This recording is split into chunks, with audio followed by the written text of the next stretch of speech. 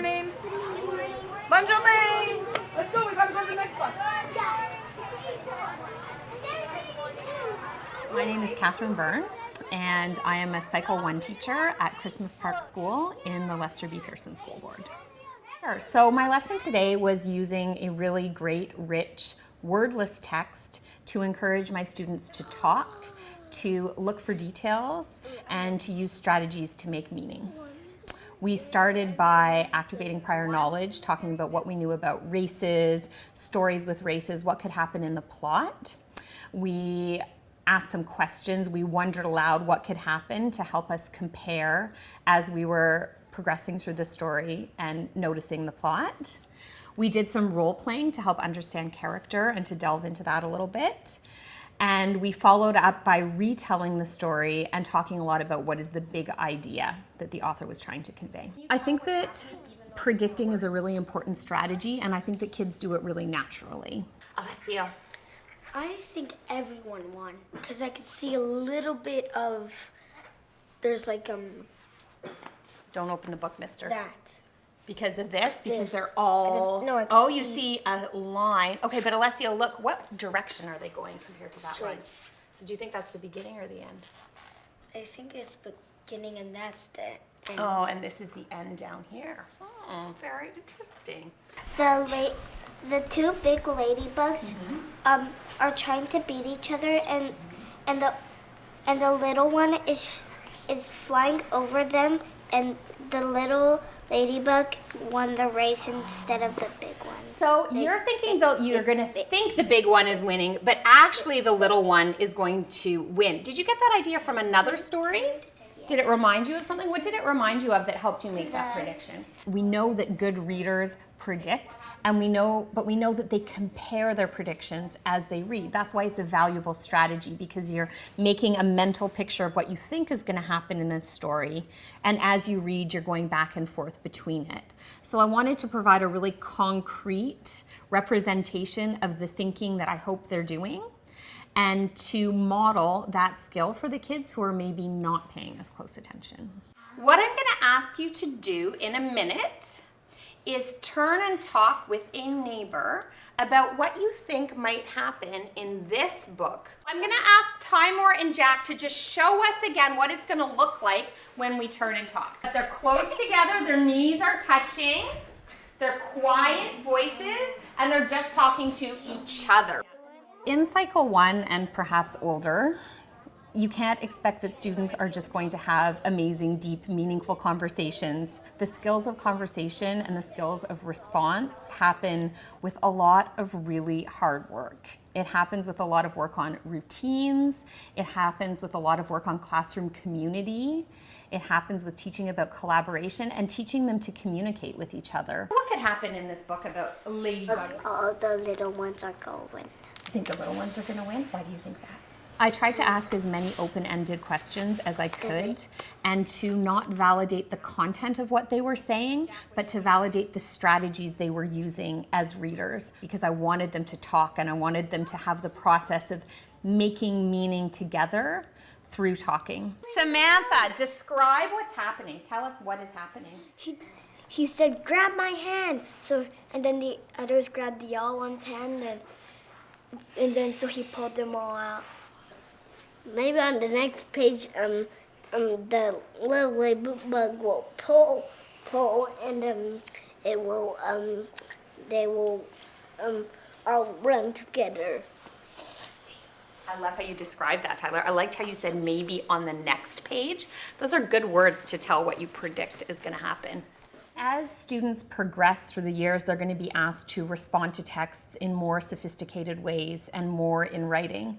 But the idea that you make meaning of a text by noticing the details and inferring is going to continue to be the same. So whether they're in Cycle 1 or whether they're in high school, the process is look at the detail and talk about why it's important. And even in Cycle 1, I think that students can be very successful in starting that process of making meaning from a text.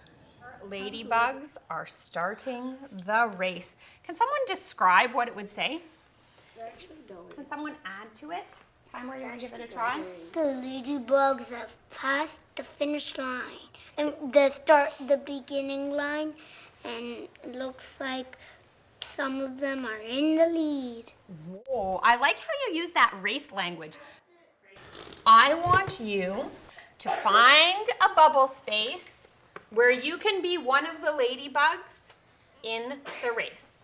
I can tell by the way you moved your body that you're imagining that you are a ladybug and you're racing. And that's what good readers do. Good readers put themselves in the story and imagine the action. I'm ready to go. Oh, I love it. I'm ready to go. I'm not confident in myself. I'm not confident in myself. Oh, poor ladybug. What is kind of the big idea of the tortoise and the hare? Do you remember? What was it about? Remember, it started off slow and, do you remember? Slow and steady wins the race. Right. Is that the big idea in the ladybug race? No. You guys have all added little pieces of this big idea. What do you think is the message of the story? Is it be the fastest one and you will be the winner? No. Is it have a little nap along the way and then you'll be the winner? No. Talk to your partner about what is the message of the story. So I think it wasn't about winning. No, it's So you were saying the story's really about, James? sportsmanship. Sportsmanship. What does sportsmanship mean?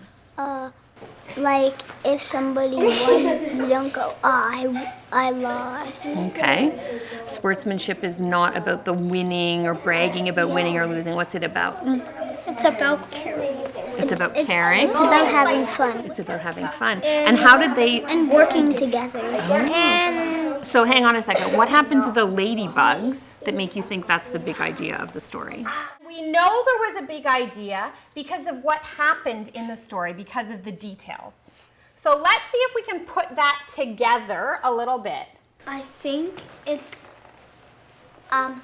not about winning, but it's about helping your friends and also making new ones. What happened in the story, Emma, that makes you think that? When all of his friends fell into the gutter, Yeah. he didn't just keep on running. He went back to help his friends get out.